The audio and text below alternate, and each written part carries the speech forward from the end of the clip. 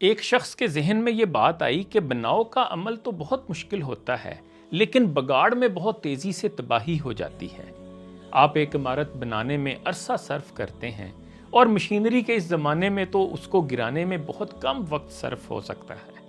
اس نے یہ سوال معروف سکالر پروفیسر خورشید احمد مرحوم سے کیا اور یہ بھی کہا کہ ٹی وی کی شکل میں بگاڑ کا ایک بڑا آلہ گھر گھر پہنچ گیا ہے، اس کے نتیجے میں بگاڑ بڑی تیزی سے پھیل رہا ہے۔ اس کے جواب میں پروفیسر صاحب نے کہا کہ ایک تو یہ تصور ہی غلط ہے کہ بگاڑ کا عمل زیادہ تیز ہوتا ہے اور بنانے کا عمل بہت آہستہ۔ بگاڑ اگر تیزی سے آتا ہے تو اس سے زیادہ تیزی سے ختم بھی ہو جاتا ہے، لیکن بنانے کا عمل جب سمجھ آ جائے تو وہ بہت دیر پا ہوتا ہے اور مدتوں اس کے اثرات رہتے ہیں۔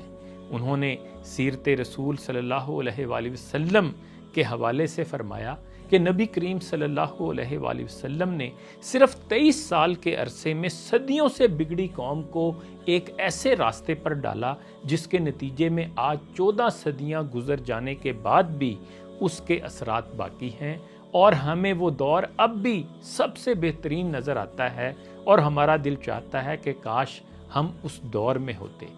اس کا ایک مطلب یہ بھی ہے کہ اب بھی اگر ہم سیرت کو سامنے رکھ کر بگاڑ کے خلاف ٹھوس بنیادوں پر کام کریں اور بناؤ کا عمل مسلسل جاری رہے تو اس کے نتیجے میں بگاڑ نہ صرف رک جائے گا بلکہ بگاڑ کے اثرات مسلسل مٹتے چلے جائیں گے۔ ویسے بھی ہمارا کام تو خیر کے پلڑے میں اپنا وزن ڈالنا ہی ہے نا، وہ جتنا بھی ہو، یا بقول شاعر شکوہ ظلمت شب سے تو کہیں بہتر تھا اپنے حصے کی کوئی شمع جلاتے جاتے۔ Positive Pakistan.